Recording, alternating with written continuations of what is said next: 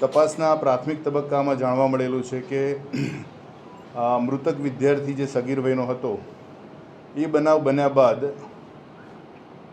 શાળાના એડમિનિસ્ટ્રેશન દ્વારા અને એમાં ખાસ કરીને મુખ્યત્વે પ્રિન્સિપલ દ્વારા કોઈપણ સરકારી એકમ કે પોલીસને જાણ કરવામાં જે વિલંબ કરેલો છે એ અનુસંધાને મૃતકના પિતાની જે અરજી પોલીસને કરવામાં આવેલી હતી એની પ્રાથમિક તપાસના બાદ આજરોજ સ્કૂલના એડમિનિસ્ટ્રેશન વિરુદ્ધ અને પ્રિન્સિપાલ વિરુદ્ધ એક ગુનો નોંધવામાં આવેલો છે. આ ગુનાની પણ હાલ તપાસ ચાલી રહેલી છે અને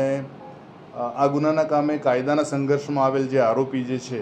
એ આરોપીને આજરોજ જ્યુવેનાઇલ જસ્ટિસ બોર્ડ સમક્ષ રજૂ કરવામાં આવેલો છે અને હાલ એને બાળ સુધારણા ગૃહ જેને આપણે રિમાન્ડ હોમ કહીએ છીએ ત્યાં મોકલી આપવામાં આવેલું છે. સાહેબ, શું બેદરકારી સામે આવી છે? સ્કૂલની તપાસમાં શું હકીકત સામે આવી છે? આ જે બનાવનો સમય છે અંદાજિત સમય એફઆઈઆરમાં જે પ્રમાણે નોંધાવેલો સમય જે છે એ 12:30 થી 12:45ની વચ્ચે બનાવ બનેલાનું જણાય છે. તો 12:30 જો આ સમયગાળાની અંદર એટલે કે 12:30થી શરૂ થઈ અને 12:45 સુધીમાં જો બનાવ બન્યો હોય તો આની પ્રથમ જાણ જે એલજી હોસ્પિટલ દ્વારા પોલીસને કરવામાં આવેલી છે ત્યાં સુધીનો સમય